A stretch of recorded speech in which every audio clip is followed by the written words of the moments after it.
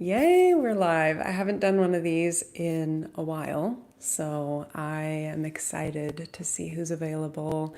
I wanted to start the conversation on this topic because this is something that's been coming up in my conversations a lot this week. And as always, when things are kind of a pattern in my conversations, I like to bring it to the larger conversation because typically that's how it works. So, what I wanted to talk about just for a little while, I don't know how long I'll stay on here, so those of you guys that are here live will be able to ask questions, and otherwise, I will catch you next time. But this idea of creating passion. Whenever I am working with a new client, one of the first questions that I ask is, what is it that you're wanting? And for some people, this is something that they hadn't really put a whole lot of consideration into. Other people are really clear on what it is that they're wanting out of their life, out of the relationship, kind of where they want for their life to go. And one of the things that is a very consistent theme is this idea of passion. I want to feel alive and lit up and passionate. I want to share that with someone. And so today I want to talk a little bit about passion and how to co-create that with another person. So if you are just tuning in, say hello. I love seeing who's here, where you guys are from. But this is something that I think needs a little bit of nuance because the idea of passion sometimes can go immediately to like sexual energy. And while that like aliveness and kind of eros, that really like turned on feeling does tend to have sexual energy underneath it, the outpouring of it can come from a lot of different things. This can be when you're in your flow state, it can be when you are doing something that you really love. And I think where the nuance is needed is that sometimes when we're talking about creating passion with another person, hello, it's really easy to think that this means that we need to have the same passions. And what I want to offer is this idea that when you're building a relationship, and I did a video on this about the relationship is kind of the Wii space, it's the space that's in between two me's. Go back and watch that live that I did about that. But it's like two me's, kind of a Mickey Mouse set up here, two me's, and then there's a Wii space in between that we're both contributing to. And if you're wanting to create a relationship that has more of that spark, that eros energy in the relationship, your contribution of passion and excitement and enthusiasm is something that goes a long way in creating that. We can't withdraw from an account that we have not put money into. That's how our banking system works. That's how relationships work too. And so if you're wanting to create more passion in the relational space, my invitation is always to start with what we do have control over, which is what we are contributing. Are we making sure that the account has sufficient funds to make those withdrawals? And if not, what can we be contributing that brings even more of that aliveness, that passion, that oomph to the relationship? And those of you guys that are here, I'm so curious to hear if this is resonating or if this is something that you've experienced in your previous relationships, what you learned from those experiences. I always love hearing from you guys. I'm happy to share a little bit about my experience too. But this is where the conversation has been intending to go this week. So I wanted to bring it forward here as well. Hello. So glad that you're here. So it doesn't necessarily mean that both of you have to have the same passion or are contributing in the same exact way. I think that is where the nuance is necessary. One thing that I would invite you to consider is this a conversation that you have actually had with your partner? If you are wanting to make a withdrawal of more of a specific flavor of that passionate energy, is it something that you've actually talked about? It's really hard to read minds. No one can read someone else's mind. And so that's something that we work a lot on with my one-on-one work, is really like finding the words to ask for what it is that you're needing, really getting clear on what it is that you're needing so that you can articulate it in a way that's really clear and understandable for the other person. But one thing that I see happening a lot of times is that there's this expectation that if I'm bringing my excitement, my enthusiasm, my passion for something, that the other person is going to match it in that they are now suddenly passionate about that exact same thing. And really, I want to kind of reframe this a little bit in that what you're looking for isn't necessarily that she's all of a sudden passionate about sports or cars or motorcycles or whatever it is that you feel really enthused by, but can she at least meet your excitement? This is a conversation that kind of has a couple layers to it. So that's the first thing that we want to be looking for is, can she actually meet your excitement and turn towards it? Is that something that is happening? Because that is, in some ways, kind of a collaborative investment into the relational bank account, if you will. If she's turning towards your excitement and is willing to hear more, is curious about what you learned, is wanting for you to, go off on it. Let's hear more. Come on. Those kind of things are going to be really good signs that she is actively engaged. The layer that I don't think we talk about enough is that the reason that people often get triggered by excitement is because it's activating more than we can handle in a state of survival. So I talk a lot in my programs about this idea of more so my nutrition programs than I do with more of a partnership. It makes sense. Yes. The model that I use is all about partnership, this idea that we are doing more than just kind of surviving together. I just haven't had many clients that are really wanting to just like make it. They're looking for this next level of relating that is passionate and alive and brings them more fulfillment and more like amplifies the good feelings in their life, as well as creates that, like leaning on each other during moments of stress. So that level, that empowered paradigm that I talk about a lot in my podcast, is what most of my clients are looking to move into.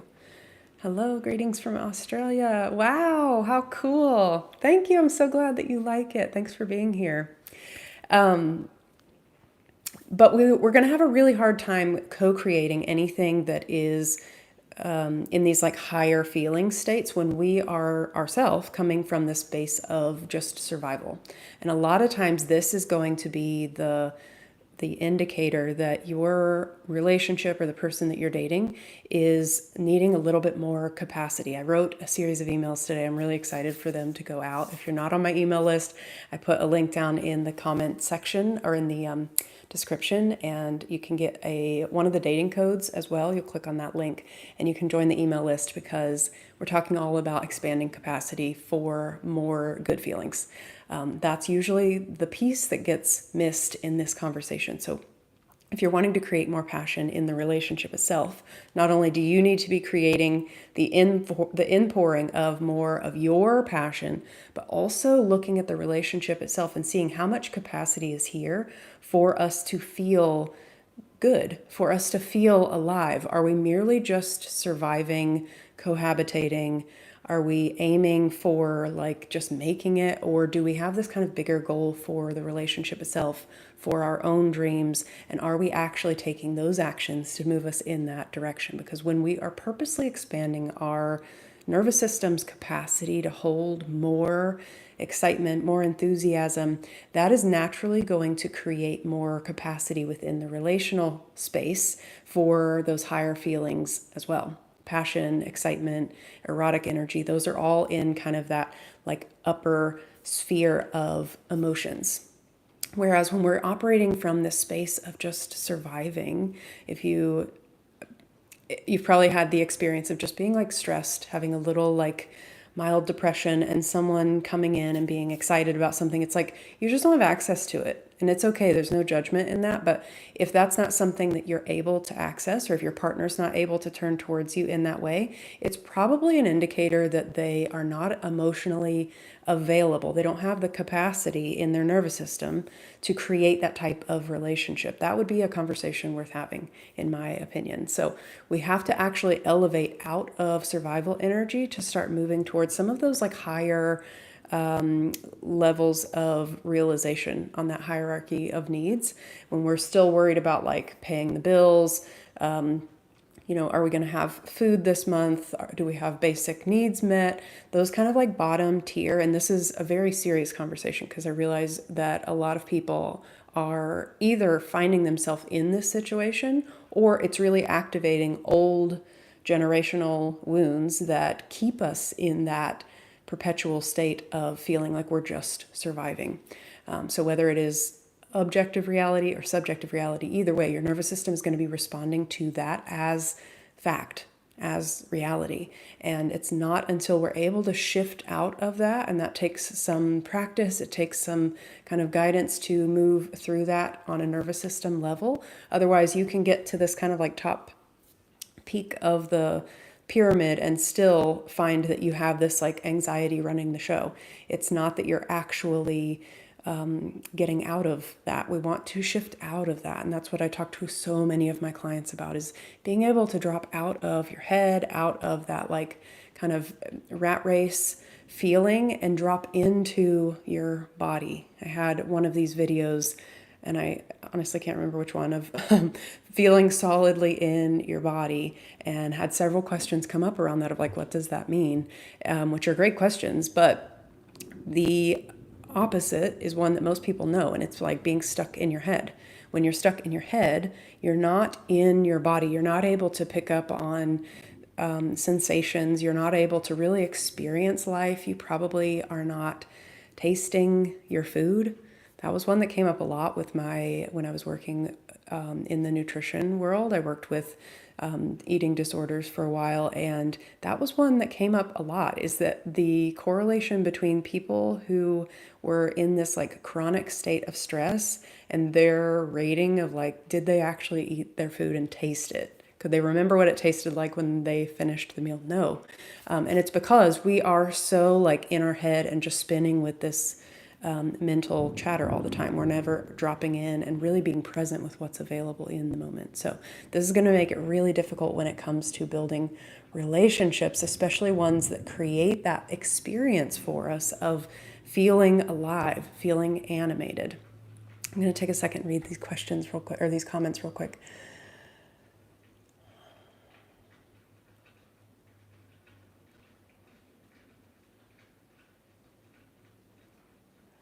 I am going to have to come back to that one. I'm not sure that one fits in with our conversation today, but thank you for asking. All right.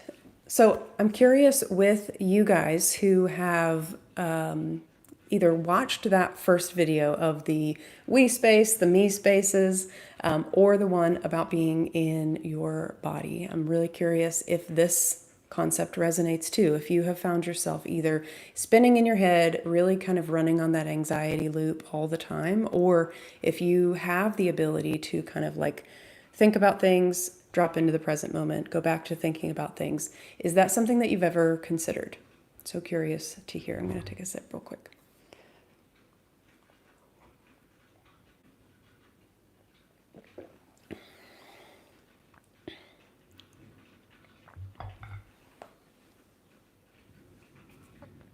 The other thing that was coming up a lot in conversations today was this idea of we go first.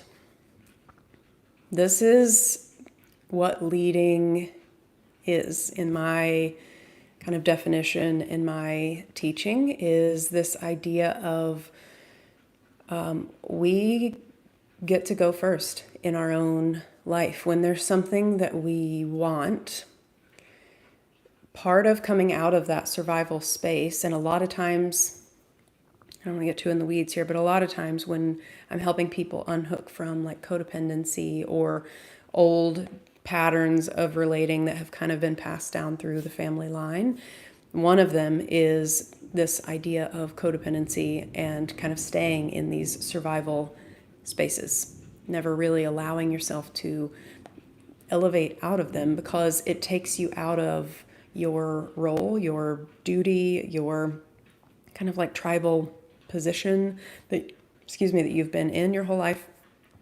And one thing that we have to start doing if we want to break out of that is to think about going after the things that we want to experience.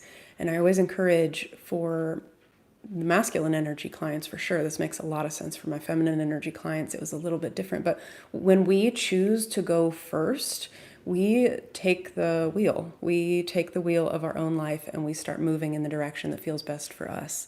This is when you're going to feel more in charge of your own life, as well as starting to create that passion experience that you're wanting to get from the relationship. You're able to start sourcing that from lots of different places, which is going to put you in a position of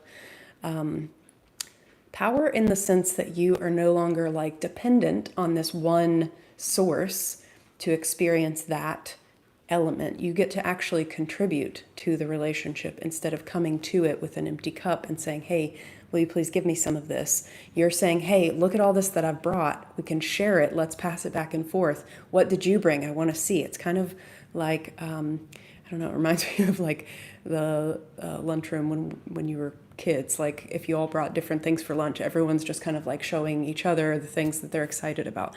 It's that feeling of having this like innocent passing back and forth of excitement, emotion.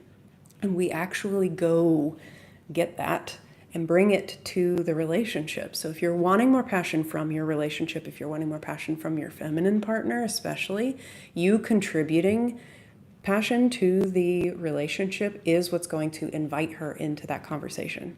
And I hear a lot of like, I want for her to be bringing it too. And part of this is leading by example. You're setting the relational tone when you start saying, hey, I'm creating this life that's really fun and fulfilling and activating for me, and I'm bringing it and contributing it to this relational space. I would love for you to do the same.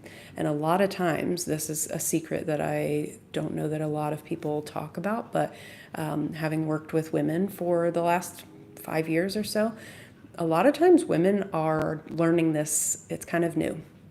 And if you think about it from a historical lens, this really is the first generation of women who have had the financial means to have their own hobbies outside of things that supported the home. And I won't get too far into that, but if you think about it with a little compassion from that lens, like this is still something that they're learning too. And so if you're willing to go first and kind of toss the ball to them, you can even say like, how can I support you going and doing things that bring you a lot of joy or that light you up? You can kind of notice what it is that lights her up, asking those questions of like, what was the most fun thing for you today? What do you enjoy? What did you enjoy this week? What brought a smile to your face? It's going to help her drop into not only her feminine energy, but it's also going to help her with connecting to the parts of her life that do animate that passion, that joy, that like verve that you're wanting to see her bring and contribute more to the relationship. She will naturally start to do that when she knows that it is something that is welcome. So let me check this comment too. Seeing some comments come through here. Hit the like button, guys. Thank you. I feel like I'm not connecting with her when I'm looping in my head. Oh, such a great point. Right. And it makes total sense. When you are in your head, this was the best way that it was described to me. And this was taught when I was learning feminine energy. But when you are in your head, you can only connect to someone else who's in their head. It's going to be very difficult for you to connect to someone else's heart. Or anything else. When you are up here, all of your energy and attention is kind of swirling here. You're going to be connecting to someone else whose energy and attention is swirling at this level too. Oh, thank you.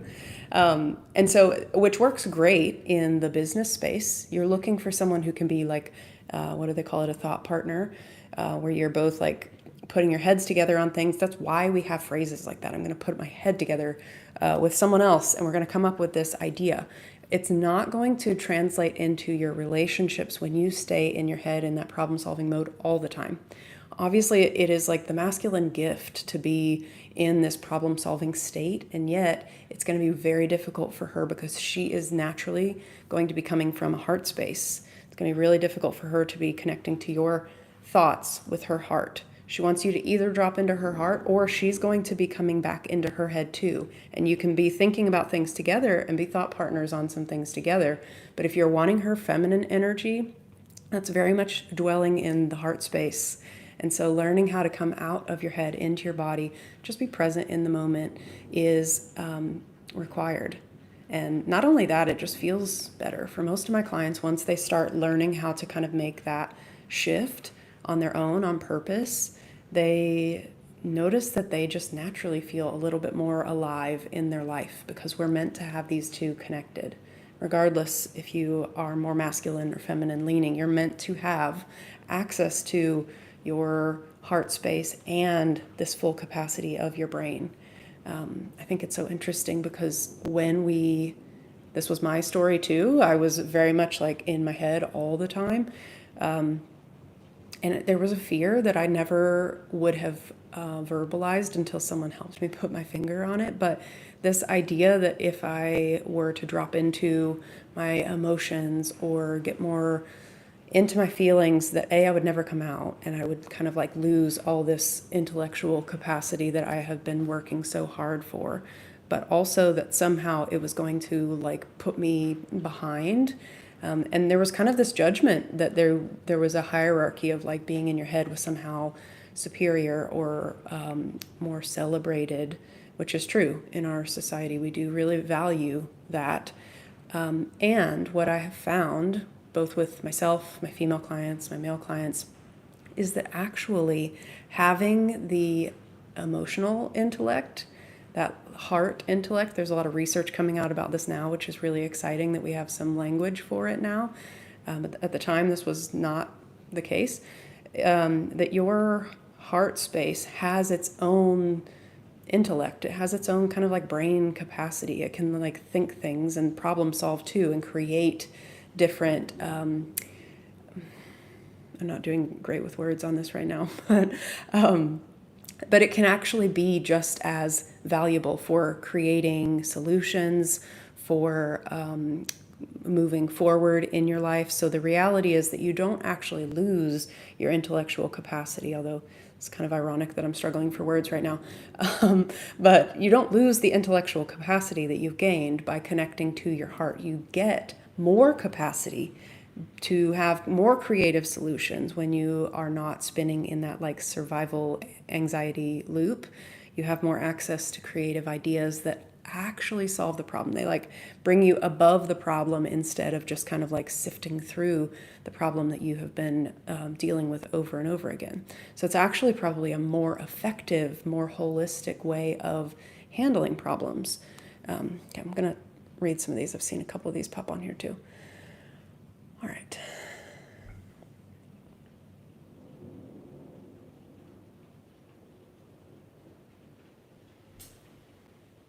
All right, so if I sense that my big, positive, enthusiastic energy that day is not being felt or matched, I need to maybe tone down and try to talk to her about what she's feeling.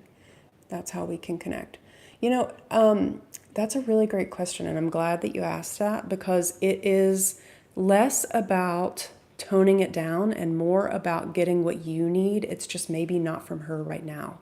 Because I never want for people to feel like they can't bring their excitement. That being said, I think the excitement energy can feel really triggering when someone's in a state of survival. And if your woman is in a state of feeling survival energy running through her body, being, I'm going to say, more feminine energy dominant, if you're here listening to this, I'm going to say she's probably the feminine energy partner. It is actually viscerally painful when you are in a state of survival and you're naturally more in your feminine energy.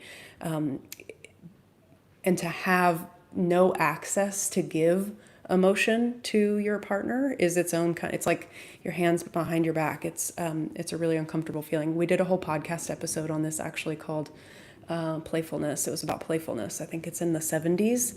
My podcast is called For the Love of Men Podcast. If you want more resources on it, that one might be a helpful conversation to listen to. But if you're wanting to connect with her, something that you can say is to just hold your excitement for a second and just say, hey, I'm noticing this is hard for you to hear. Is there something that you need to share? And then I'd love to share this with you.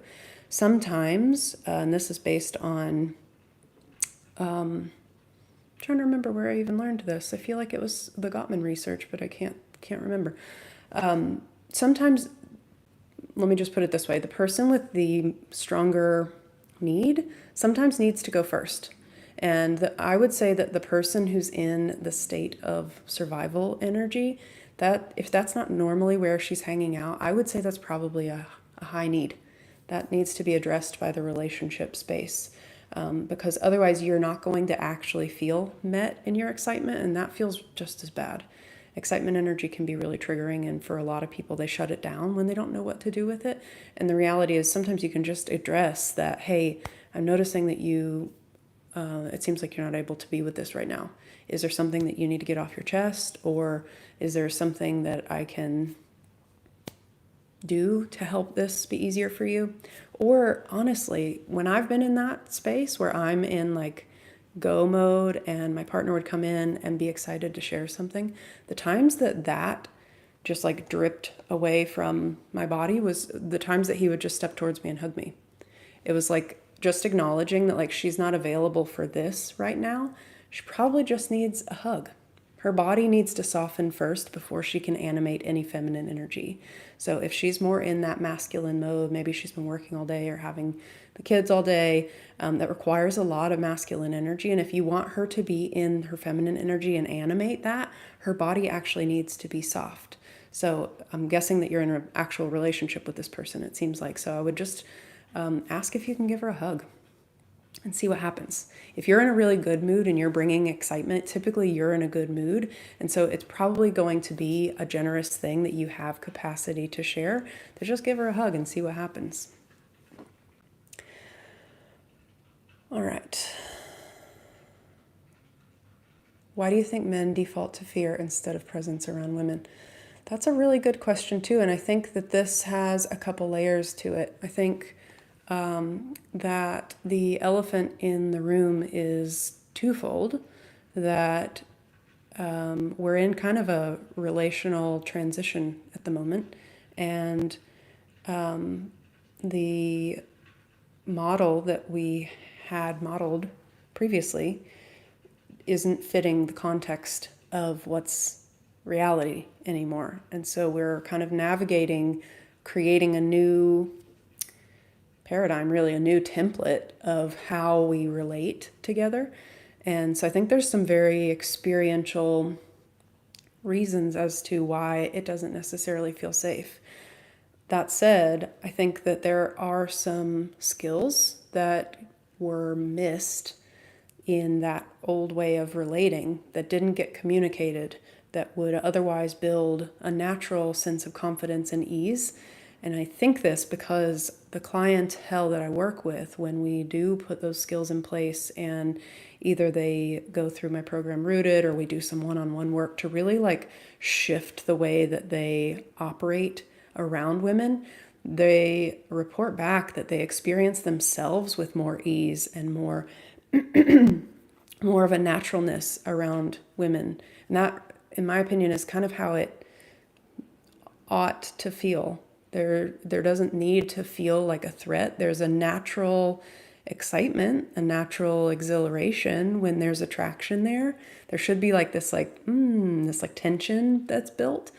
But this fear, I think, is because of both lived experience, either what you've been told and taught and witnessed, and then told the story and repeated, and then had that be like reinforced, and or there's kind of a lack of skill that you would need that would otherwise help you show up more confident and grounded and create a totally different experience. I love when people come back and they're like, I did this little thing differently, and it, like the whole thing played out totally different than it ever has before.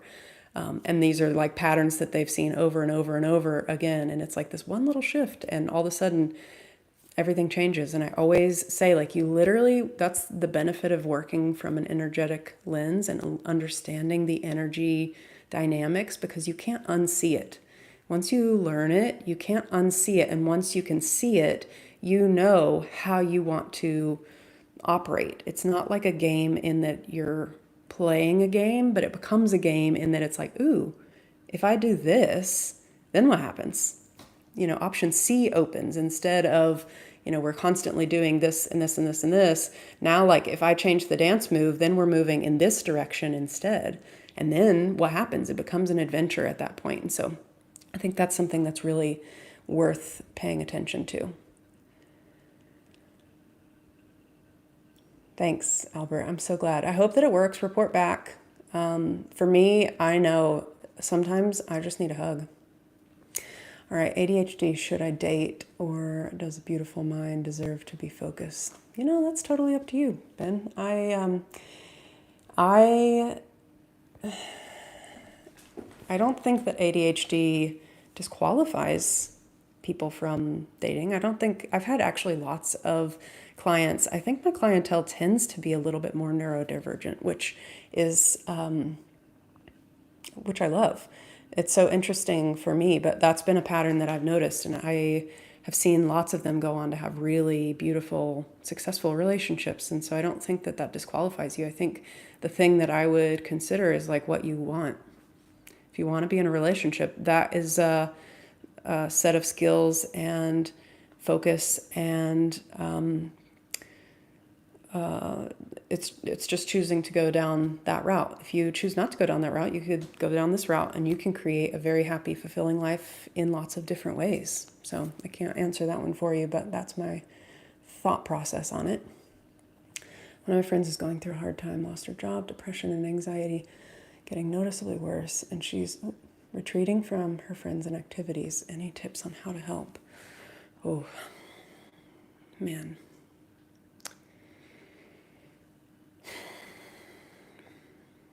I really feel this one because I have been on both sides, actually, and I will speak from my experience, and maybe that'll be helpful. I'm not going to weigh in because I don't know this person, but I will speak from my experience that the thing a lot of times that I have learned that people actually need is to know that you care. A lot of times when we lose something like our job, or when we're feeling like our mental health just isn't easy, the thing that is threatened most often is our sense of either identity or belonging. And that's something that when I think about it from a human lens, everyone needs to feel like they belong. It's like in our viscera to need that sense of belonging for a sense of safety, and to feel like we are who we feel like we are. And when you're moving through those times when those things are feeling like they're being stripped away, that can be a really great point of growth. But in the moment, you're really going to have a hard time seeing it as like, oh, yay, this growth point for me. And what is often needed is to just be seen in the humanness, and to know that you are still cared for, to know that you still matter, that you can still contribute, that there are things that you provide to the friend group that, is so unique to you. I find that that goes a lot further for people than trying to cheer them up, or trying to pull them along or do things for them. There can be really practical support, like when your mental health is struggling, sometimes you just need someone to step in and say like, hey, how can I help? I noticed that your yard could be mowed. I'd love to do that for you. Can I help you with that? Give some specific examples. I find that this is the same with feminine energy in general. Sometimes having options narrows the focus, and that can reduce anxiety. That goes a long way to reduce anxiety in general. Is there's just too many options, and it's almost a feeling that you I say it a lot of like, the problem is this big and you feel this big. And sometimes just having a menu of like, hey, I'd love to help. I'm happy to make dinner tonight, or I can mow your grass, or I'm running by the grocery store. What can I pick up for you? Like, give some options as to how you want to help so that you're not overextending. Let it be fun for you too. Because again, healthy modeling is part of belonging. And part of belonging is knowing that people are there around you when you need them and when you're not at your best. So that's my thought on it. I hope that helps. I'm excited to see what you come up with too. That's just my suggestions. So yeah. All right. I'm going to be hopping off here soon. Any other questions, feel free to drop them on. I am really excited to be doing these a little bit more often. Like I said, I've got some emails coming out this week that are going to be a lot of fun. If you're not on the email list, feel free to click that link below. All right. You mentioned sometimes a woman may pull away if she feels some... I need to wear my glasses when I'm doing these, man. Okay. May pull away if she feels some need to protect her feelings, so we reach out with reassurance, but sometimes she wants space. How do we tell the difference? Oh, that's a good question. Let me just read it again, make sure I'm getting it. I have these lights that I use so that you can see my face, but it does make it hard for my eyes to read.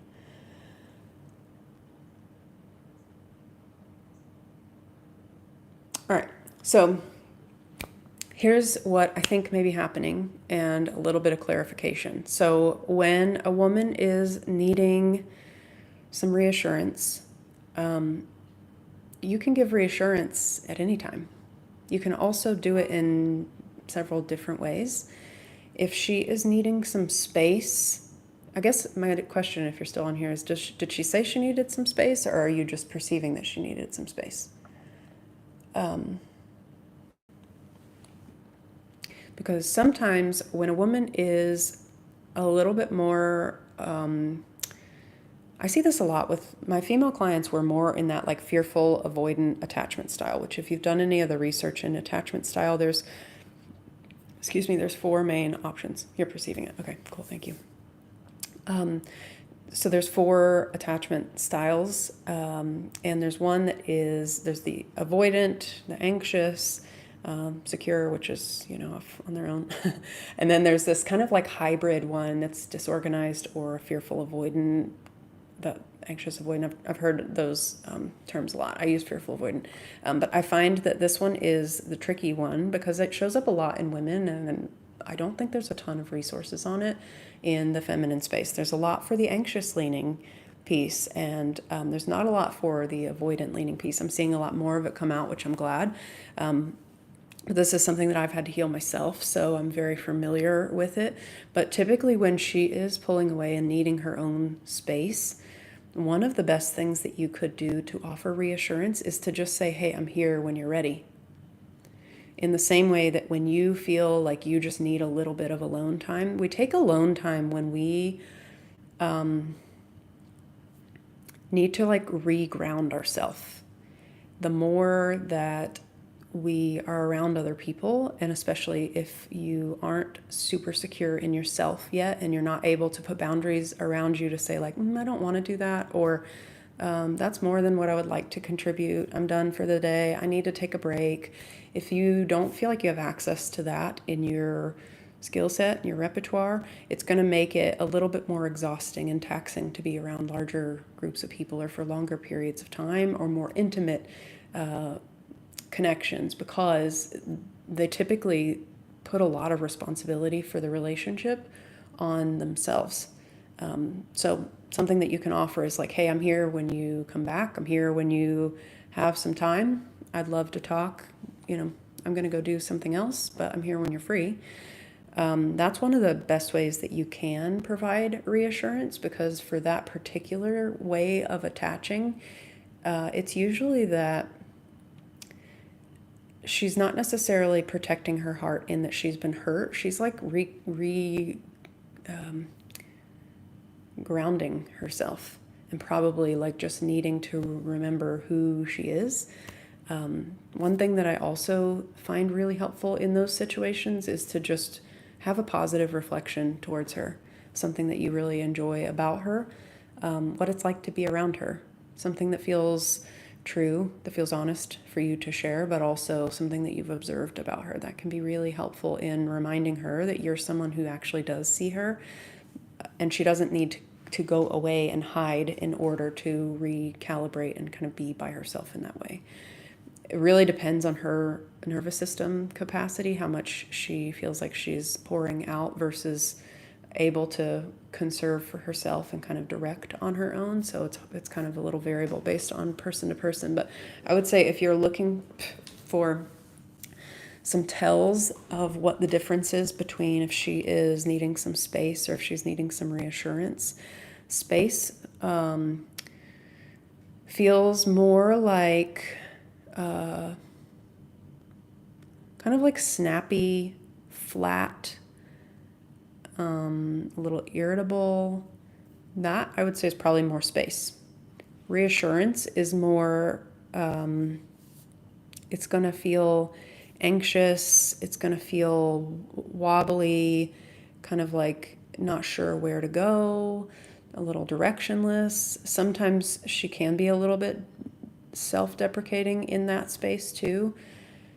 But I would say definitely if she's pulling away more, needing some space, it's going to probably come out as a little bit more of a flat tone. Her tone will be flat. Her tone will be a little bit like sharp even. Those are more signs that you just want to say, hey, I'm going to go over here for a while, but I would love to, connect when you're free and kind of leave the ball with her for a little bit. And eventually, over time, the more that you're able to allow that person to have some space, hopefully she's using that space to kind of do some of her own work and recalibrate for herself. She'll come back and be her, normal connective self. And if not, that might be something to pay attention to, because if she's needing a ton of space and alone time, that might be a deeper issue to ask questions around. So I hope that helps. All right, my throat is feeling really dry, so I'm going to go drink my tea, but it was so great being with you guys. I am going to do these. I keep saying I'm going to do these more often. I haven't quite picked a time as to when I'm going to do them more often, but I love the questions. It inspires me so much when you guys are active in the conversation, and I really enjoy that, so thank you. Given the greater context, that makes a lot of sense. Okay, good. I'm glad. Sometimes context is important. That's why when I make videos, one thing that's difficult for me is to speak to enough people without specific context. I have to pick kind of general things, and most of these things require a little bit of nuance because everyone's situation is slightly different. There are some through lines that are pretty similar across the board, but most people have a very different kind of nuanced perspective and need. So I'm glad that was helpful for you. But I hope you guys have such a great weekend. I will see you guys next week, and I'll talk to you soon.